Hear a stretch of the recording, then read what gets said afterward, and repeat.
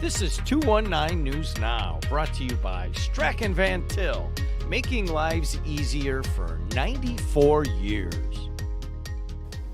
I'm Andrew Garcia, and this is your 219 News Now. NiSource has completed the sale of a nearly 20% stake in NIPSCO for $2.16 billion to fund renewable energy projects such as wind and solar. NiSource sold the minority stake to Blackstone Partners, which pledged an additional $250 million for capital needs. NiSource said it would use the proceeds to transition from 75% coal-fired electricity in 2018 to being completely coal-free by 2028. Blackstone said its investment will accelerate the reindustrialization of the Midwest. Angie Nelson-Duwich has been sworn in as Michigan City's first African-American mayor. Nelson-Duwich, a Democrat, beat incumbent Republican Mayor Dwayne Perry in November. She's bringing in a lot of new talent to City Hall. Barrett Taylor was named fire chief, Marty Corley police chief, and Shannon Eason head of parks and recreation. Also, William Walker, who played pro basketball overseas for 10 years, is assistant park superintendent, and Mary Lynn Wall has been named city controller. And in sports, there's plenty of high school basketball taking place in Northwest Indiana. Bowman Academy takes on St. Francis at Morton. Here's a look at that game.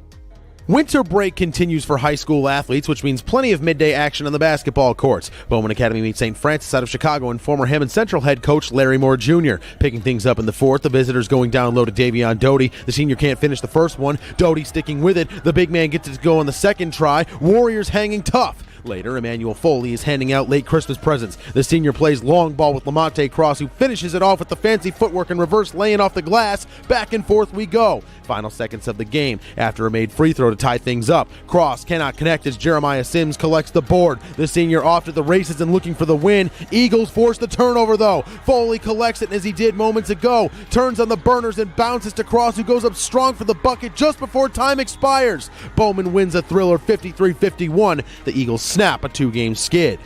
Staying on the boys' basketball courts, we have a huge one between two Great Lakes Conference teams. Hammond Central hits the road to battle East Chicago Central.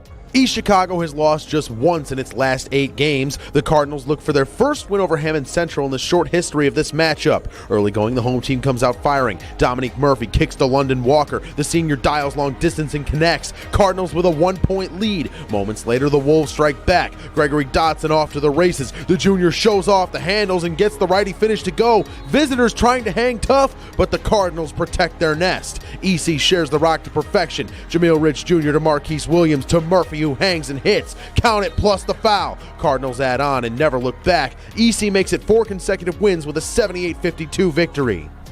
To read up on more local news and headlines, visit JEDtv.com and NWI.com. I'm Andrew Garcia, and this has been your 219 News Now.